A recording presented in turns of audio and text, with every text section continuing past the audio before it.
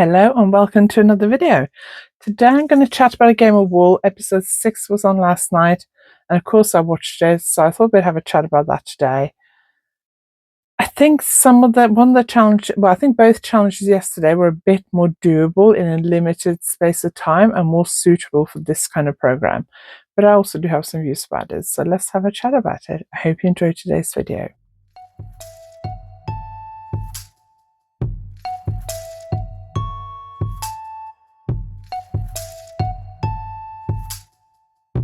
If you're new here, my name is Anniken. I design knitting patterns. I teach knitting workshops online and in person, and I sell yarn through my website, YarnAddict.co.uk. If you like this video, please give it a thumbs up, and if you haven't subscribed yet, please consider subscribing.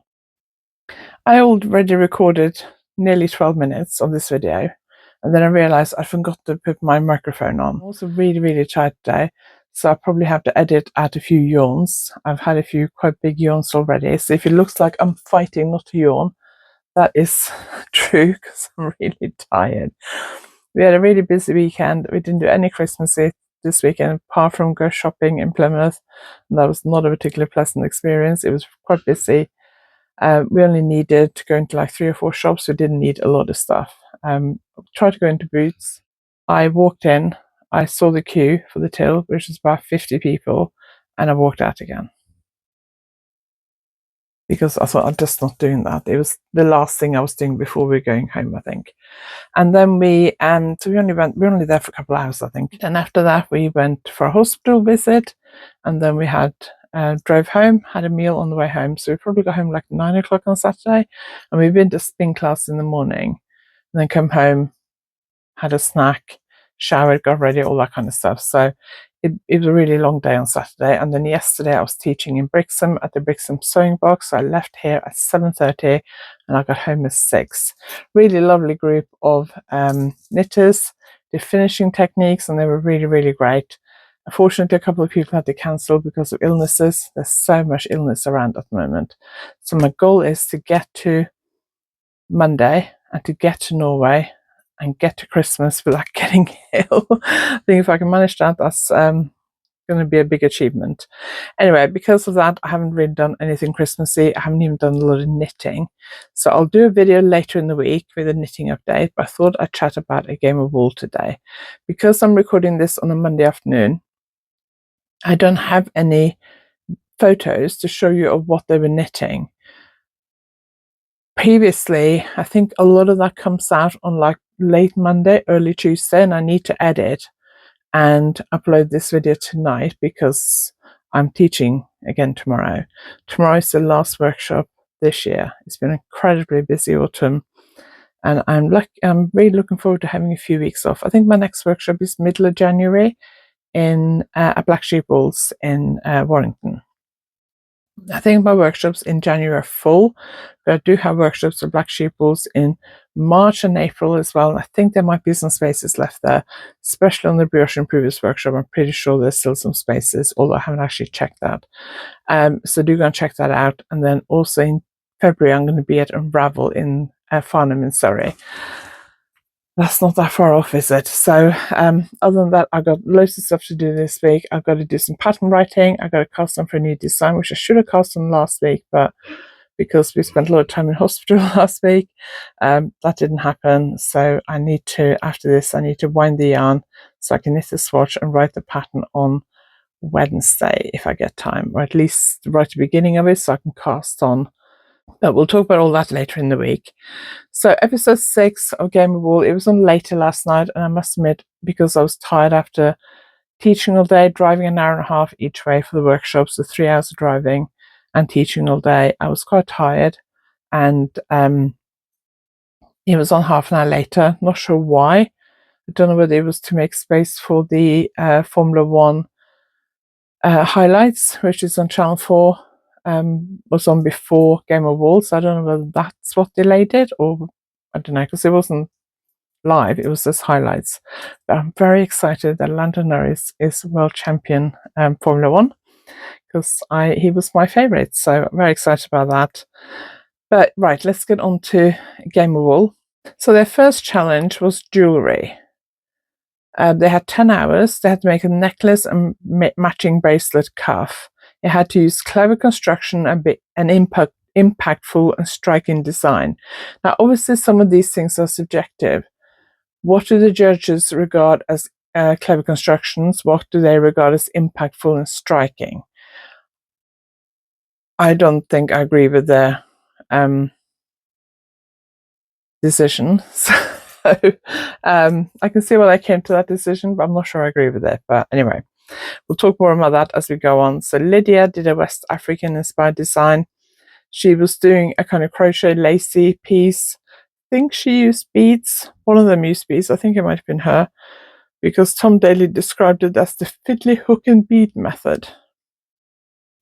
All methods of adding beads to your knitting, unless you buy the beads already threaded onto the yarn, any project that you add the beads as you go is going to be fiddly. But I wouldn't say it's particularly fiddly compared to a lot of other knitting techniques.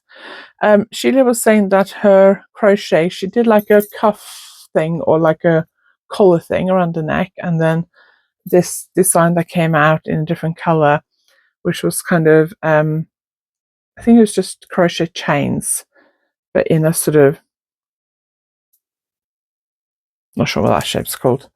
I'm struggling to form sentences today because I'm really tired.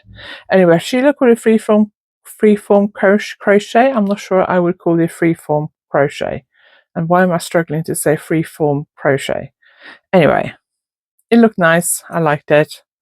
Holger was using yarn made from bin liners, so he tore up or cut up bin liners and knitted or crocheted with it. I can't remember whether his was all crochet or part crochet or part knitting. Interesting design. I guess he was trying to do something different. Then he did like it was Victorian inspired design. Then he did like a sort of white lace collar design to go with it. It was interesting. I must admit, I thought it was a bit boring. Could have done with adding something else to it, something a bit of bling. It was very well executed. I just thought it was a bit boring. Simon was knitting with wire and beads, and knitting with wire, obviously crocheting, I think it was knitting, is really challenging. I took a class once on knitting with wire, and I thought, oh, this is exciting, but it's so hard on your hands. It's really hard. So I do respect him. He also added beads to his. I thought his design was actually the most striking and probably the most different and innovative one, but apparently the judges didn't agree with me. Elsa did a Scottish thistle. It was made of I-cord, sort of woven, plaited into each other, and then like a little thistle flower thing at the front, and then a matching cuff. I actually thought the cuff or bracelet was more interesting than the necklace. I thought the necklace was a bit boring.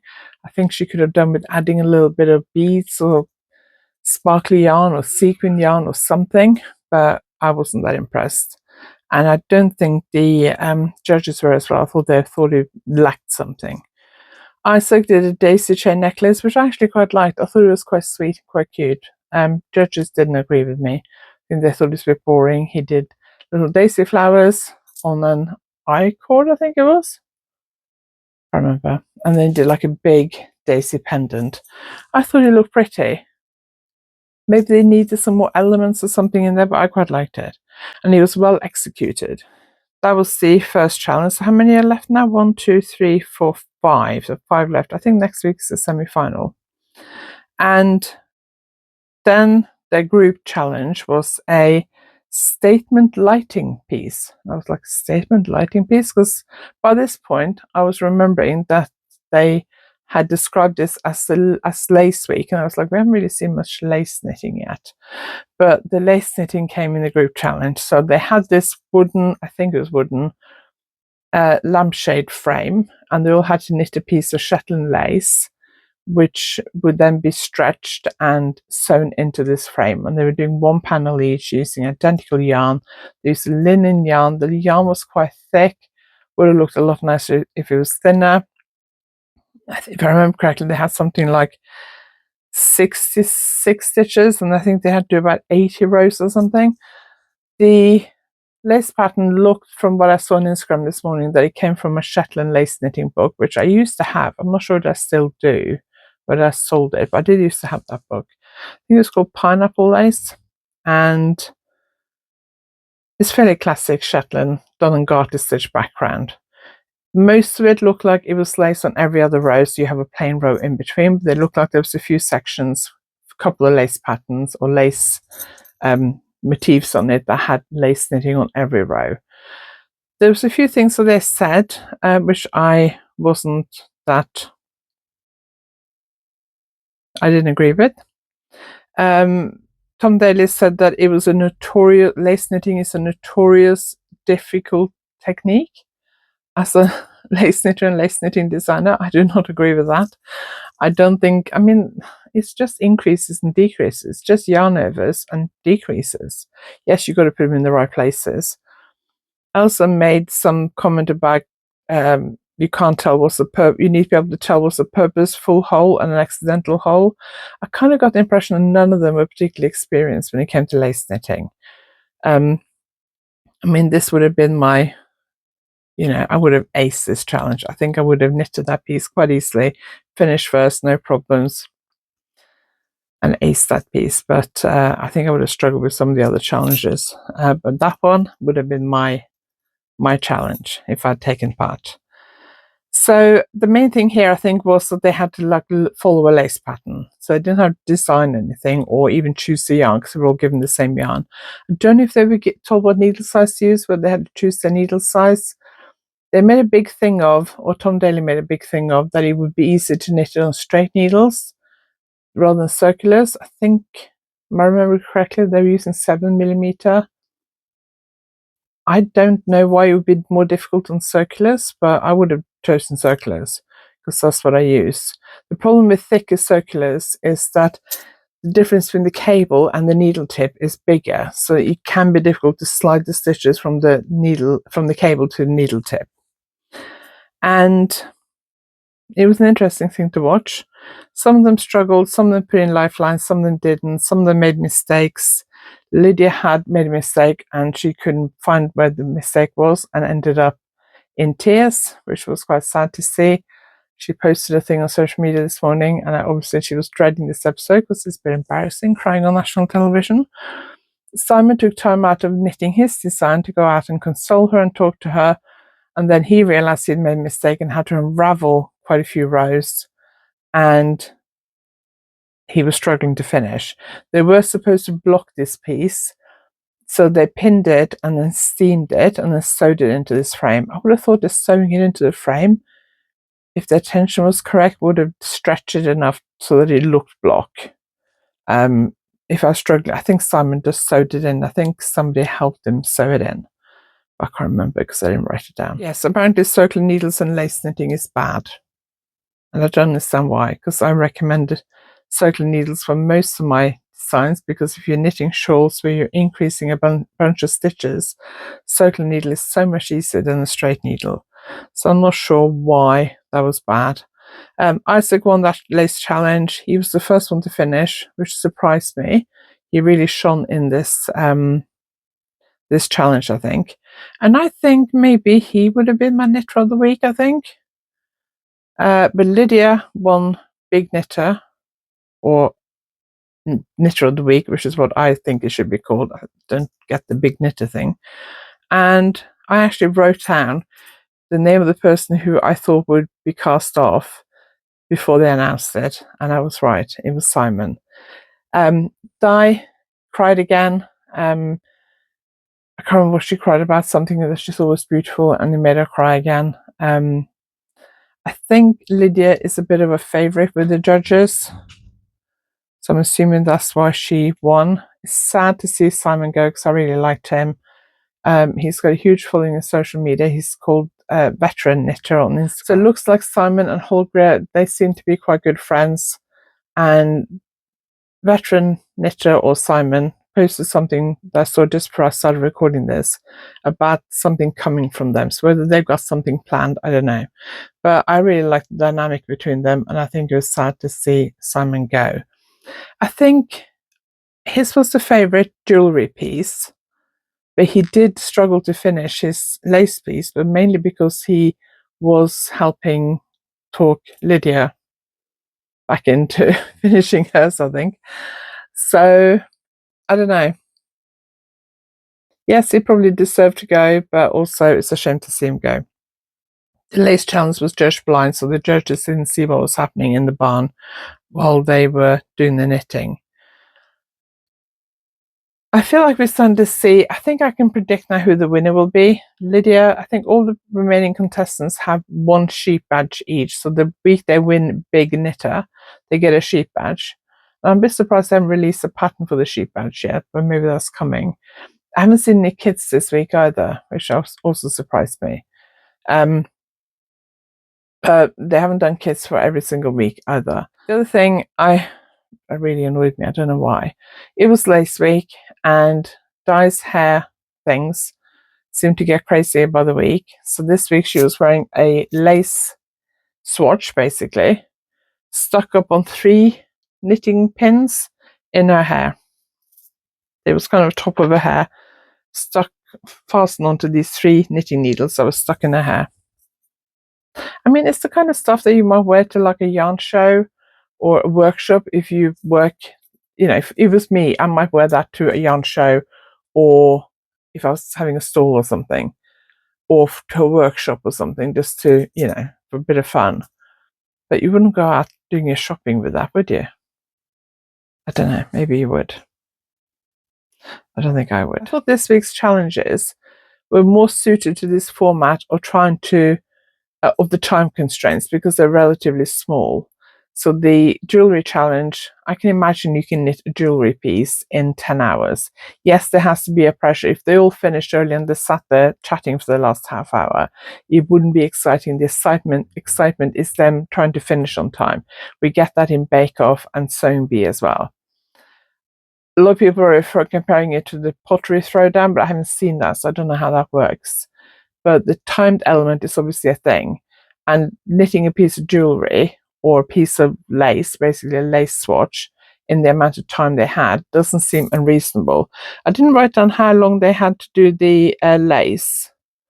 I think, if I've written down correctly, I think it was 66 stitches and 80 rows, and they were using quite thick needles. So that wouldn't take that long. It's fairly doable. Yes, I know I'm the lace queen, so, it would be easy for me to do it. I know it's not easy if you haven't done it before. But I also would have thought if you're going on this kind of program, you would make sure you're competent in all the techniques that you would expect an experienced knitter to be competent in. Now, what I would like to see is a brioche challenge.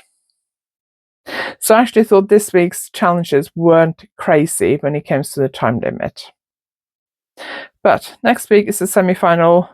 Next week I'll be watching it and then probably immediately going to bed because we're probably going to have to get up at 2 in the morning to drive to the airport to fly to Norway. So there won't be a reaction video next week. I might film something when I get to Norway. I came across a discussion online today while I was having my lunch, and somebody's saying that they hope there isn't a second series. I hope we do get a second series, but I do hope they change the format a little bit.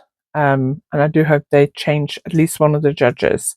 I think having 2 judges who know each other and work together maybe isn't a good idea. It'd also be good to have judges who are a little bit more outgoing. I think also if they keep Tom Daly as the host, they could do with having a more experienced host alongside him who maybe doesn't know anything about knitting. The host on or the presenters on the Sewing Bee don't seem to know anything about sewing, which means they ask questions, whereas I think he knows too much. I don't think he's a particularly experienced knitter, but he knows more than somebody who doesn't knit. So I think that would make it a bit more interesting as well. Anyway, I hope I made sense because I'm a bit tired today. Let me know what you thought. Did you like it? Are you still watching? Would you never like to hear about it again? That's it. Thank you very much for watching. I gotta go and do some ironing, so I've got some clothes to wear for tomorrow and wind some yarn so I can knit a swatch. So I hope you enjoyed today's video. Thank you for watching. I really appreciate it. If you like this video, give it a thumbs up, and if you haven't subscribed yet, please consider subscribing. And hopefully next time I will be a little bit more awake and make a little bit more sense. Thanks for watching. I'll see you next time.